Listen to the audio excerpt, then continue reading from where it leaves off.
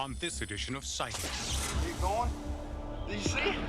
Dramatic new video of a mysterious high-flying disc in one of America's most active UFO hotspots. It doesn't look like any conventional aircraft. Sightings looks at the strange phenomena in the skies above Colorado's San Luis Valley. The ghosts of this small western mining town's past were so real, you could almost feel them. Now, you can hear them. Listen. Many people consider Maria Esperanza to be the greatest mystic of this century. Sightings goes to Venezuela to witness a miracle at Betania. She knows everything about you, the present, the past, and the future. And Comet Hale-Bopp is headed toward Earth at the rate of 600 miles per minute. Are we prepared for its arrival?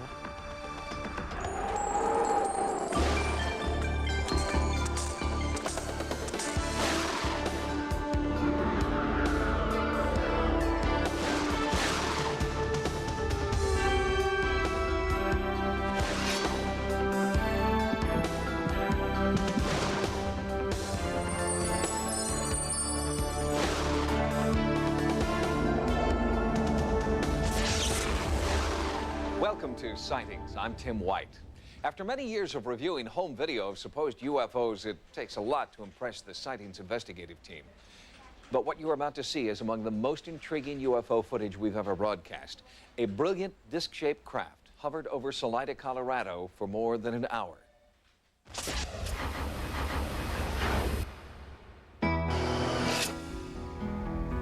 Tim Edwards has spent most of his life in Salida, Colorado. He runs the cafe his dad started 20 years ago. Tim's heard his whole life about fireballs, mutilated cattle, and UFO sightings in the valley. He never thought it would happen to him, but then it did. On the morning of August 27th, 1995, Tim recorded this videotape. See it going? Do you see? Approximately 9:30, me and my daughter Brandy came out here, and she has said that she looked up in the sky to see if it was going to rain that day. If it was going to rain or lightning or something, we couldn't go camping, so I looked up and I saw it. I looked up again, and I see a very intense, bright, shimmering white light. At times, it appeared to be a boomerang shape, too, or a slight arc. Tim called his restaurant to see if anyone else had sighted the UFO. Cook Michael Maggio told him he'd take a look. Come out here, about right here, look beyond the door, and I could see the 3 flashes come off that looked like boomerangs, and it was bright white.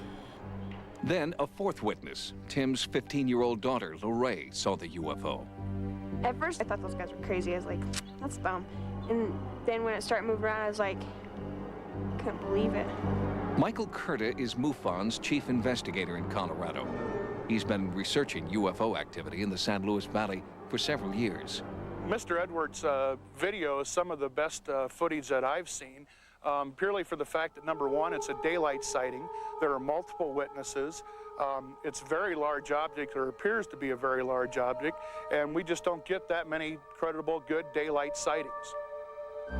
Sightings asked Chip Peterson to study the Edwards videotape. Peterson is an aerospace engineer specializing in computer enhancement and stabilization. When you look at moving video, what you're actually seeing is 30 frames per second flipping on the screen very quickly, and that's what we've got right here. What you're seeing here is the edge of each frame that I had to stabilize by hand in order to keep this object in the center of the screen. So after you stabilize the image, you can see its motion much more clearly. Based on what I know of atmospheric flight, it doesn't look like any conventional aircraft. Could it be otherworldly technology? Yes, it could. Could it be military aircraft? Yes, it could. Could it be some unexplained weather phenomena? That's also possible. And there's an awful lot of strange things that occur in the mysterious valley of Colorado, and this is racking up to be one of them. The San Luis Valley is 5,000 square miles of fertile Colorado pasture land, the largest, cleanest alpine meadow in the world. It's also a UFO hotspot. Recently, people here sighted huge fireballs streaking across the sky. Over on this mountain range, we've seen the orange orbs that come down and sit or just race right across the mountain range. This bright blue oval was traveling at the speed one would expect a meteor, and it stopped instantly and started straight down. We saw lights come off of this side of the mountain over here, come clear across and go over the top of these mountains on this side. This light came across all the way across and no sound whatsoever. For 10 years, researcher Chris O'Brien has studied more than 100 bizarre animal mutilations in the valley and their potential link to UFO activity. The activity that we experienced in November through January was quite incredible. We saw so much activity here. We had green fireballs, blue fireballs, squadrons of blinking lights traveling too fast to be conventional aircraft, and then soon on the heels of many of these sightings, we had incredible military activity. On January 12, 1994, the most spectacular UFO sighting to date occurred when an enormous arc of fiery orbs raced across the afternoon sky. Among the eyewitnesses was a retired 30-year Air Force veteran, pilot Jimmy Lloyd. They were extremely bright, like strobes, a green color. There were 7 of them in a semicircular formation. They looked as big as a battleship and very fast. They were going at hypersonic speed, yet there was no sound wave. Within hours of the sighting, it became clear that Colonel Lloyd was not the only one interested in the sighting. In nearby Monte Vista, Colorado, the local sheriff received a phone call from the North American Air Defense Command. The Rio Grande County Sheriff's Office got a call from NORAD saying that one of their satellites had picked up a significant burst of heat up on Greeny Mountain. The information to us from NORAD that night that we needed to exhaust all efforts to determine what this explosion was. At NORAD's urgent request, the sheriff dispatched planes and a ground crew to search for the source of the explosion. But as the team neared Greeny Mountain, they were waved off. When they called us in originally, they gave us coordinates. Explosion took place here. So many degrees latitude, so many degrees longitude. Then we called them back and they said, well, it happened on these coordinates, which are completely different, probably 20 miles away, 15 miles away, I don't know what time. Had NORAD really been off by more than 20 miles? Or did they want the search team out of the area? We did our extensive search and couldn't come up with anything. I called NORAD directly and was in contact with Major McCouch. He kind of blew it off. He said, if we can't find it, don't worry about it. If we can't find it, it never happened, and that it was no more of our concern. In an effort to determine what really happened, Sightings asked aerospace analyst Ron Rieger to access satellite data collected in the area on the day in question. Rieger has concluded that there was a significant heat flash on January 12, 1994. I did talk with one of the analysts at work, and they confirmed both the event, the time, and the location, and added the comment that this did not appear to be a forest fire. The cause of the explosion, recorded by NORAD and confirmed through satellite data, remains a mystery, as do the many UFO sightings that continue to be recorded in the San Luis Valley. If the military has any answers, they're not telling. The lack of information is particularly disturbing to Tim Edwards, who has the dubious distinction of owning the best footage of one of the area's many UFOs. I've been obsessed, almost, my family thinks, with trying to get the information, the facts out of this case and the truth, and getting this out to the public and bringing witnesses forward. One thing that sustains Tim Edwards and UFO researchers in the valley is the knowledge that UFO activity here is not just a cosmic flash in the pan. The local paper records sightings today just as it did more than 80 years ago. Back then, eyewitnesses asked one simple question, and it's the same question people are still asking. The selected tape is consistent with a number of reports sightings has received about UFOs in the four-state area of Colorado, Nevada, Arizona, and New Mexico. We're continuing to pursue these reports and will bring you extended coverage on an upcoming edition of Sightings. Next, in this tiny mining town, the past and present coexist, and it's not easy. Georgetown is a very haunted community, but this is just going beyond that.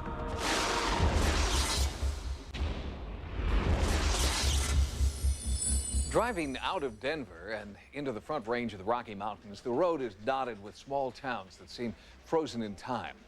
They survive today much as they have for the past 100 years, perfectly preserved reminders of a simpler, kinder way of life.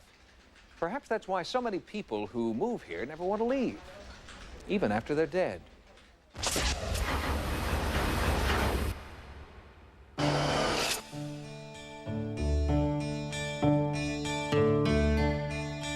This was Georgetown, Colorado in 1895. This is Georgetown, Colorado in 1995. 100 years has done little to change the silver mining boomtown. Most of the buildings from the previous century are still around. And to hear locals talk, so are the people who lived here back then. Georgetown is a very haunted community, so I just thought we have to coexist. These are like parallel universes or something like that. So I just thought, let's, live together. That's what people do up here with their houses, their homes, and everything. But this is just going beyond that. In 1994, Bill Pentland and Becky Richardson traded their fast-track life in Hollywood's entertainment industry for the peace and quiet of Georgetown. They bought an old restaurant, named it the Full Circle Cafe, and began to restore it, stirring up the past in surprising ways. When we first bought the cafe, what we did, we had to do a lot of remodeling and a lot of renovation. We had to go down into the basement, and it has a lot of really neat types of things down there. And we found all these receipts, newspapers, and obviously at that point we had realized too that this box had really not been touched for almost about 100 years. Opening that box and using its contents to decorate the cafe seemed to be a paranormal trigger. We found a lot of papers in the basement that had the writings of the people, their receipts. Sat here for about 100 years with nothing happening, and once we brought up the vibrations or the essence or the actual touch of these people, these things just very quickly began to happen. But it took a while for Bill and Becky to realize that their rummagings might be linked to strange happenings in the cafe. Little subtle things started happening, just noises and just some things rattling and things like that. We turn the TV off, it's on. We turn the lights off, they're on. I would be totaling out the calculator, trying to add up the daily registers and stuff, and right when I get to the end of the total, the whole thing would just clear out. Anything that had to do with water was breaking down. Ice machines, sinks, toilets, pipes under the ground. I mean, it happened night after night after night after night. At first, everyone involved in the Full Circle Cafe put up with the seemingly playful haunting activity. But then the incidents took on a more frightening, even menacing tone. I was by myself, and something came up from behind me and grabbed the bar stool and turned me around just like you would just turn around real fast, or something in your chair. One night, Caleb Lopez was remarking on the striking resemblance between Becky and a woman in this photograph. And the picture flew off the wall and hit the end of the table. And that kind of spooked all of us. It also prompted Becky to wonder if her uncanny resemblance to the woman in the photo might explain the haunting in the cafe. She and Bill started researching their cafe's historic past. In the 1890s, this particular establishment was a general store. And there were two brothers, a William and an Albert Shower, but there's also a third brother, Edward. But their energy is still here. And God, I hope I haven't opened up a big can of worms with these guys. No sooner had Bill and Becky learned about the Shower brothers than an apparition of Edward Shower appeared to Becky in the cafe. And I look in the kitchen, and there is one of the Shower brothers standing at the sink, and because it's the guy in the picture, it's the guy with the mustache. And all I could do was think of, I gotta get out, I've gotta get out. And I was so freaked out of seeing something that I know was from 1895, and he's in my cafe. Soon after Becky's encounter, waitress Erin Sharecki saw the ghostly image of another brother. What I had seen was the image of a man, and it was a perfect image. He had on a long-sleeve dark shirt, and his apron was dark, so to speak. The ghost that Erin described was a perfect match for John Shower, even though Erin had not seen this photograph. Sightings asked renowned psychic investigator Peter James to come to the Full Circle Cafe to uncover the reason behind the escalating haunting activity. He was told nothing about the history of the cafe or the Shower brothers. In fact, Peter was not even told that his destination was Georgetown until the day he left. Yet his first psychic impressions were on target. My preliminary sense of what is within the structure, not necessarily here as we speak, is a male entity. And I pick up the name of Edward. When Peter was in here last night, that was the first thing he walked in and said, "Who is Edward?" And that just kind of gave us big-time chills. I get a sense that there's an energy about someone named John as well. The oldest brother was John. John was a baker. Vibrationally, he's talking about some kind of a fish. And I don't know what that means, but there's a fish, of all things, involved here. The Fish block, Charles Fish, the builder, was a banker here in Georgetown, amongst other things. He built the building that we see there now, around 1890 or 1891. I will say that Edward does come down here. These vibrations, like the walls, the beams reek of his energy because he's also angry. It was in the attic that Peter felt Edward's angry presence most strongly. Hello? Communicate with me. Look. Hello? See? Oh, he's angry. Don't be angry with me. This is a volatile entity, by the way.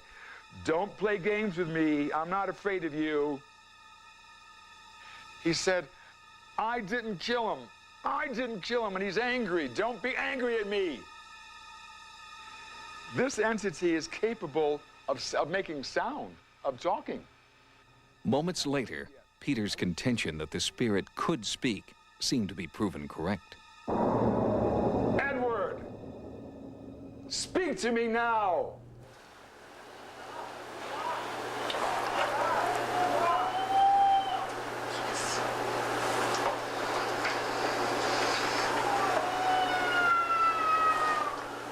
Listen. It is important to note that 12 people witnessed these events. There are no windows in the attic. It was well past midnight. The Full Circle Cafe was closed, and Peter had never seen the picture that Becky was about to show him. This one. Oh. This is the one I saw. This is the one that I saw upstairs. I got goosebumps myself. That's what I saw in the kitchen. This is Edward. We've gone to great pains to keep him in the dark. It's like I have to bite my tongue. He knew nothing. Peter believes that by confronting the spirit of Edward Shower, he has released his haunting energy. If they want Edward to move on, I think this will happen simply by the fact that the history is now being brought to light. And I feel that Edward is now aware of the fact that we know that he was falsely accused of this murder. And I think that will help him move on. While the sightings team was in Georgetown, we heard from many other residents who had also experienced haunting reminders of the town's past. We'll introduce you to more of the ghosts of Georgetown on an upcoming program. Next, a breakthrough in the search for extraterrestrial intelligence. We are going to discover something. And buyer beware when it comes to haunted houses.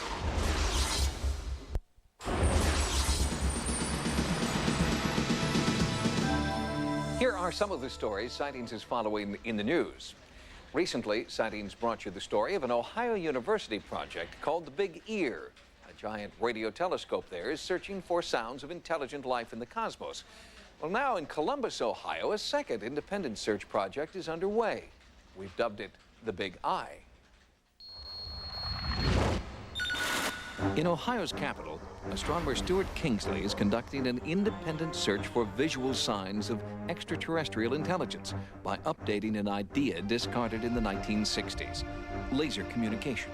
I'm looking for a regular pulsation in the optical spectrum, basically a bleep, bleep, bleep, rather like an interstellar heartbeat.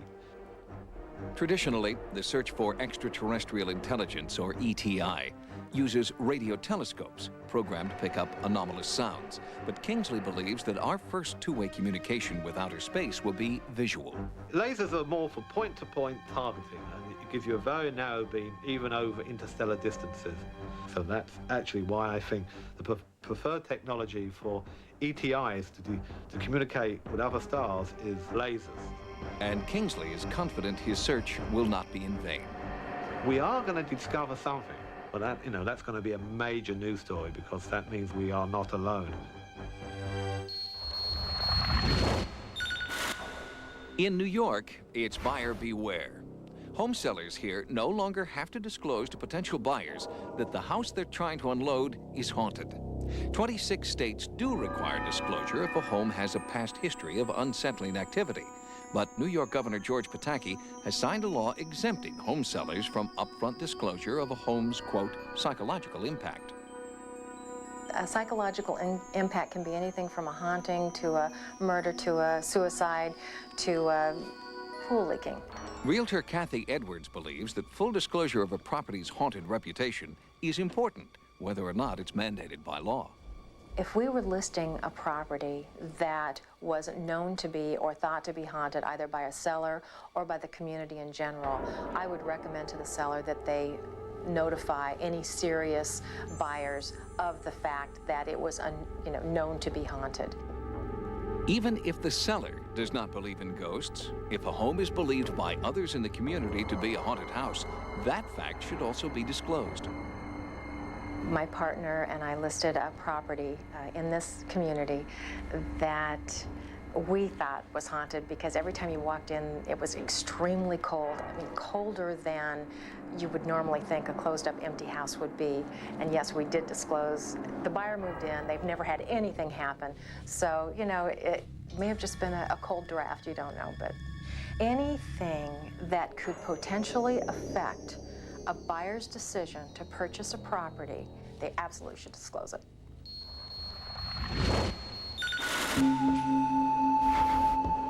In New Delhi, India, thousands of Hindus are standing in long lines to see what they believe to be a series of religious miracles. In fact, Hindus throughout the world are experiencing the miracle in their own temples. Stone carvings of the elephant god known as Ganesha have suddenly and inexplicably begun to drink milk. And since it happened, I believed it with my own eyes. Otherwise, I would not have. From New Delhi, the milk-drinking phenomenon has spread quickly to temples throughout Asia, Great Britain, and the United States. It's amazing, it just sucked it up. It's just a stream just going straight up. And I said, how could this not be a miracle? This has to be something, supernatural. I've never seen this before, so it's the first time, you're witnessing something, a miracle. That's what you can say, it's a miracle. While the Hindu milk miracle spreads around the globe, religious leaders are being cautious about the significance of the phenomenon. But the faithful are embracing it as a positive sign from one of their gods. Well, it's a good sign.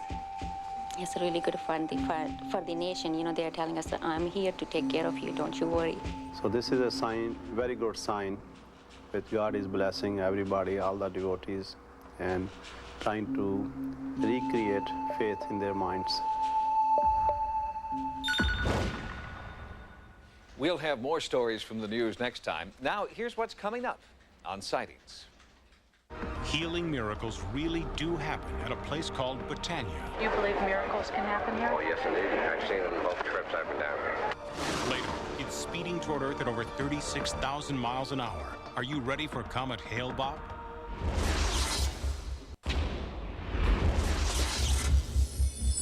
What causes a miracle to happen? Why are some blessed while others, just as deserving, are passed over? These are questions that have gone unanswered for thousands of years, but still, millions of people put their faith in the possibility of miracles. And as Carla Wohl reports, many of the faithful flock to a Catholic shrine called Betania, hoping that they will be chosen.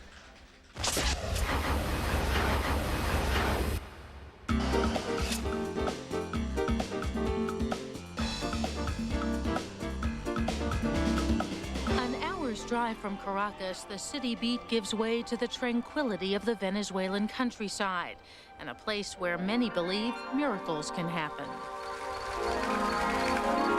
The waters here are said to have healing powers, and there's a shrine where many prayers are answered. Many people come here and they see nothing, but you feel it. For most, it's a feeling beyond description. It's a mystery, and in the mystery is the wisdom. It's called Betania, and people come here from around the world to pray, gain wisdom, and be healed. They drink the water. Many even claim they've had supernatural visions at Betania. Sometimes you will see balls form, colored balls, and they might be blue ones, they might be rose-colored. This blue butterfly. We felt this big whoosh between our heads. Came right between both our of our heads cheeks. and brushed our cheeks Went right and up went to the in ceiling of the And the chapel. people went nuts. And as I watched them, like a vapor appeared over the top of it. And when it did, it went into the shape of a lady. People come to be healed. Miraculously, many are. You believe miracles can happen here? Oh, yes, indeed. I've seen them both trips I've been down here. I've seen a woman was on the same pilgrimage as me for 45 years. She was bent over with scoliosis. When she left here, she stood straight up. These inscriptions in stone have been left by those who've been healed. The miracles have been investigated by the Catholic Church. And after more than 500 interviews, Bishop Pio Bello has concluded that miracles do occur here. So, like Lourdes in southern France, Betania has been sanctioned as an official apparition site. My judgment is that those apparitions are authentic and supernatural. But it is this woman who people most want to see when they travel to Betania.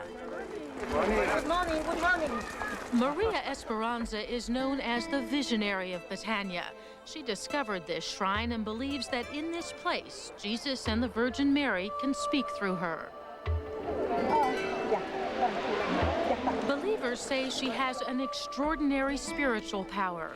You're standing and walking with no wheelchair and no crutches today. How did that happen? What happened? I was blessed to get in front of her, and when we locked eyes, I went down on the ground. I got up, I threw my cane at the tour guide, jumped off a porch, ran up this hill to the chapel, grabbed my luggage, ran up another hill to the bus.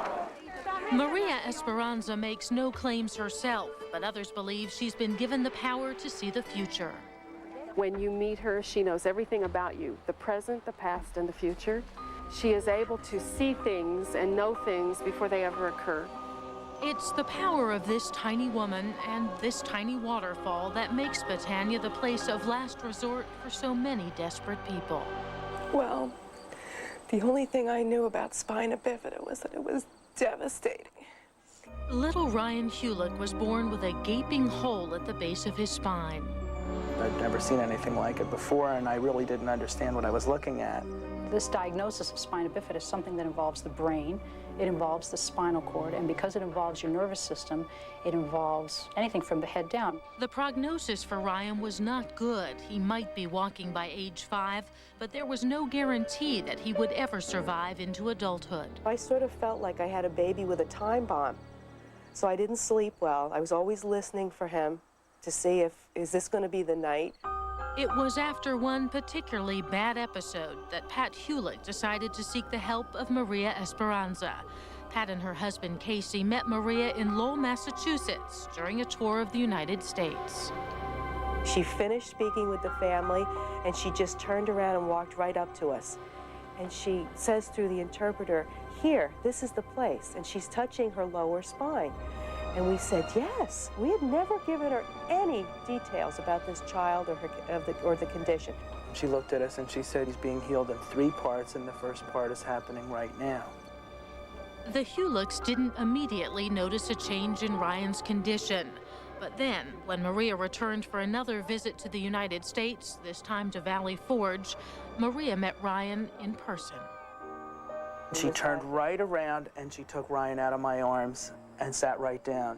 And on the video, you can see her hand going right down over where the shunt and down along the shunt line of his little chest, and then on the spine and the back and the whole thing. Almost instantly, the Hulicks say, Ryan was stronger. They took him to the Westchester Spina Bifida Clinic, where Ryan's doctors were baffled by his sudden improvement.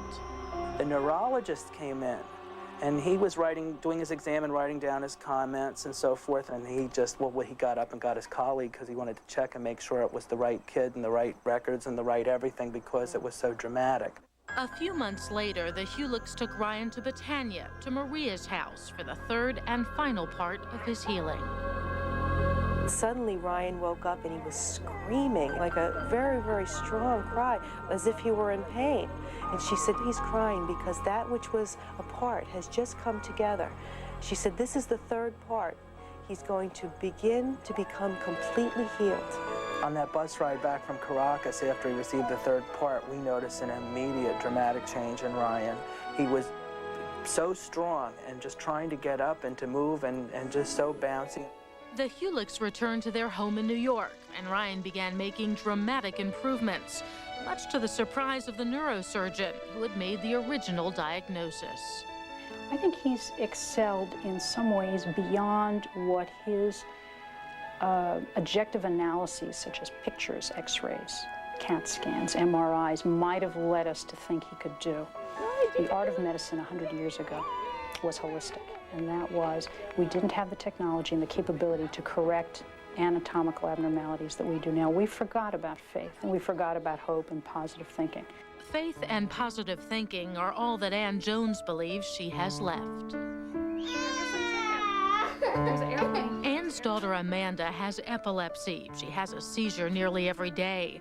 Doctors said she would improve with age, but her progress has been unexpectedly slow. At age 5, Amanda is still a toddler in many ways. Language-wise, I thought she'd be talking more. They have expected her to. They really can't explain why the language isn't coming in. Ann heard about Ryan Hulick's miraculous recovery, so now she too is making the pilgrimage to Betania. I'm going to pray for a miracle for her health, to get over her epilepsy, to talk. Even if she could just talk, I'd be happy. Ann Jones invited Carla Wohl and her sightings team to travel with her on her pilgrimage to Betania. It was to be a journey of faith she hoped would have a miraculous ending. When Sightings returns, Carla Wohl meets Maria Esperanza, and Ann Jones hopes for answered prayers. This is my daughter, Amanda.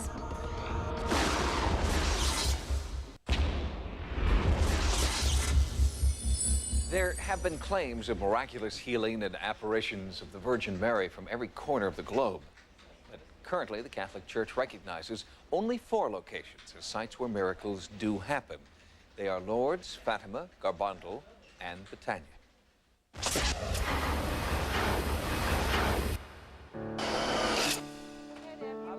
First. Come on. Up you go. The Hulicks are traveling from New York. Ann Jones from Michigan. Wendy Benedict from Missouri. It's a poignant mix of faith and desperation that's brought them thousands of miles from home to Venezuela. From Caracas, we board a bus and drive out into the country to Betania and its resident visionary, Maria Esperanza. Pat and Casey Hulick are convinced that their son Ryan was able to overcome the crippling disease spina bifida because of the healing gift of Maria Esperanza. So is it a trip to say thank you for you? Is it a... It sure is. It's a trip to say thank you, and it's a trip, for me, is a total trip of joy. But for every miraculous recovery, there are thousands still waiting to be healed. Ann Jones has come in search of a miracle for her daughter. What kind of healing are you hoping for your daughter?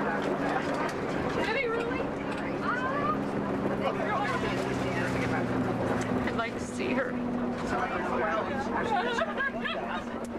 Have no more seizures. Do you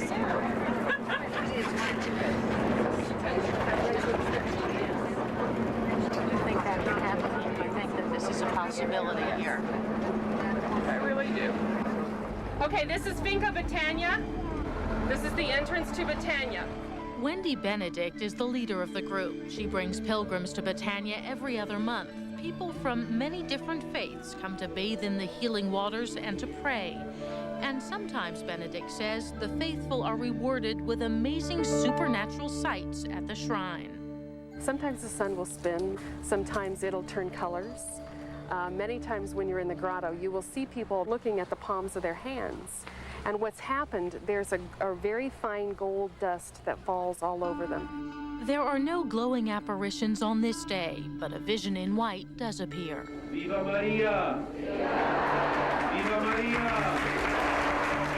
Maria always says, I am a simple person, but she's far from being simple. I don't know why she was chosen, but I don't know that anyone knows why they receive special graces or special gifts. Maria says that everyone who comes to Betania receives graces. And those graces are believed to be strongest when given personally by Maria Esperanza. So the crowd pushes in, reaching, pleading, hoping she'll share with them her vision of their future. Do you understand me? Sí, está contenta y feliz. I understand. Está contenta y feliz. Que yo la veo joyful because from today. Hallelujah. Hallelujah. Gloria a Dios. As she works her way through the crowd, she is continually asked to do the seemingly impossible, to make the crippled stand up and walk, to heal the terminally ill. Ayúdame, Señor. Yo quiero vivir. Yo quiero vivir. Many times when I have seen her do healings, for instance, she assumes the illness on herself, and until she's able to expel it from her body, she's physically ill.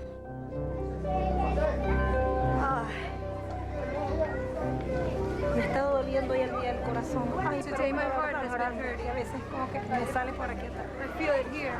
Maria Esperanza rarely grants interviews to the media, but she agreed to sit down with me after one of her healing sessions. What do you see and what do you feel when you look at these people, when you look at me, when you look at anyone? Es algo tan natural. It is something so natural. Hacerme sentir. It's like if it was my task to make them feel de que yo los conozco. That I already know them. Why, Maria, are you able to help and heal some people, like little Ryan Hulick, and others you can't help? Personas como el pequeño Brian y otros no están en capacidad para ayudar.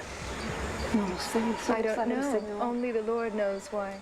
For Ann Jones, the wait to see Maria Esperanza has been agonizing. She douses herself and Amanda's picture with water from the spring. Then finally, she meets Maria. This is my daughter, Amanda. Esta es mi hija Amanda.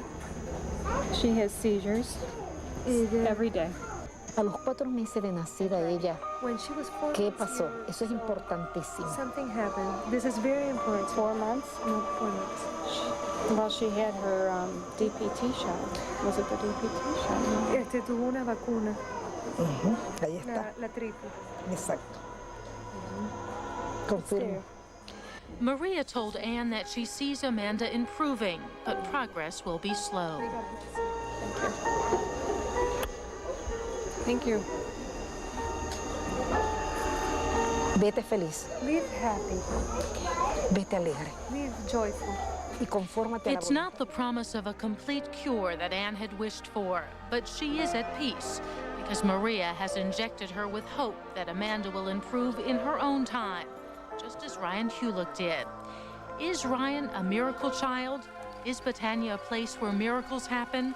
Or is he simply proof that when medicine falls short, faith can make up the difference? In Spanish, Esperanza means hope, and that is what Ann Jones has received from the prophet of Betania. Since her return from Venezuela, Ann feels that her daughter Amanda is making small steps forward, and she hopes these signs of improvement will one day add up to a miracle. Next, are comets bad omens of things to come? What will happen when Hale-Bopp arrives?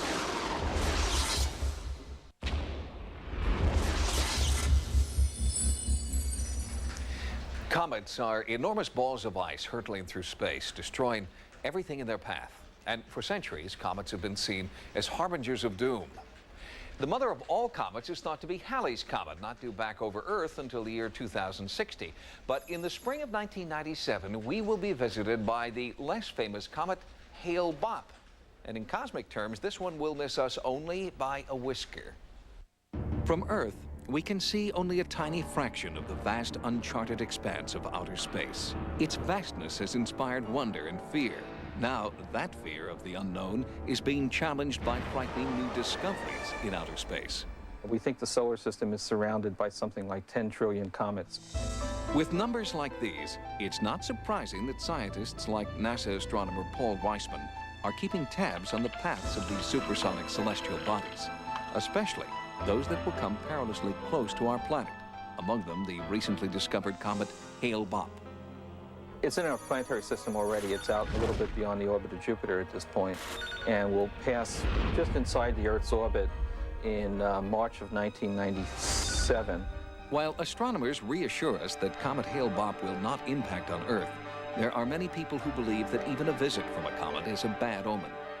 People have many, many beliefs about comets. For example, if you see a comet, you'll die soon after, or if you see a comet and you don't cross yourself and tell someone, then you'll lose a finger, all sorts of peculiar things like that. UCLA folklorist Heather Joseph Witham notes that historical events are often tied to a passing comet. For example, in 1066, there was a comet, and just afterwards, the Normans invaded England and the Battle of Hastings took place, and England became a Norman country. People who see this, the belief is reinforced. Something happened. But it's not for you or I necessarily to say that the comet didn't predict the event, because we don't really know. What we do know is that the comet discovered in July 1995 by amateur astronomers Alan Hale and Thomas Bopp is huge, and it's rapidly heading this way. We're thinking the nucleus of the comet may be something between 20 and 50 kilometers in diameter, so it's something like the size of a city. It's falling towards the sun at about 15 kilometers a second, about 10 miles per second, but it's still about 600 million miles from the sun, so it has a long way to go. It will actually pick up speed as it comes in. And according to the mythology of many cultures, comets like the one expected here in 1997 are the most likely to cause troubling events as they pass over Earth. There are some connections between comets and catastrophic Earth events. There was a really long, hot summer and drought in the eastern United States in 1762. It was thought a comet predicted this. And once again, there was a comet just before an incredible earthquake in 1811 that actually sank New Madrid, Mississippi. In fact, that same 1811 comet coincided with Napoleon's defeat at Waterloo. Civilizations have looked to the sky for centuries, and the ancient Greeks even established guidelines for how comets would affect our planet. Ptolemy in the 2nd century wrote that the size of the comet will tell the comet's meaning. The color of the comet will tell what kind of problem it will bring, wind, rain, drought, whatever. And where in the zodiac the comet was tells which country is going to be affected. Although scientists have yet to determine the color of Hale-Bopp or its place in the zodiac, there is no question that its size is colossal. A fact that Ptolemy would say spells disaster for those who will cross the comet's path. Once Comet Hale-Bopp passes over the Earth, those with cometophobia, that's the clinical term for the fear of comets, can breathe a long sigh of relief. The comet is not expected back for another 3,000 years.